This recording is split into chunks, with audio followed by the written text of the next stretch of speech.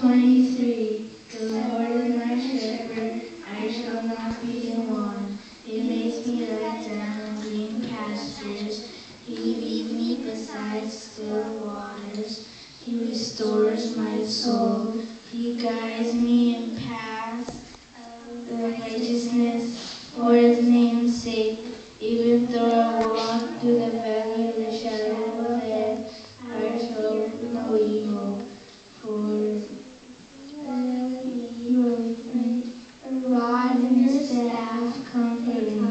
You prepare a table before me in the presence of my enemies.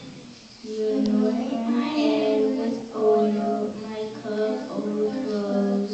Surely goodness and love will follow me. I dwell in the house of the Lord